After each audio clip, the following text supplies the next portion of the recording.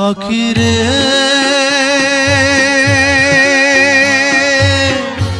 আমার দুঃখের খবর কইও পরাণ বন্ধুর কাছে।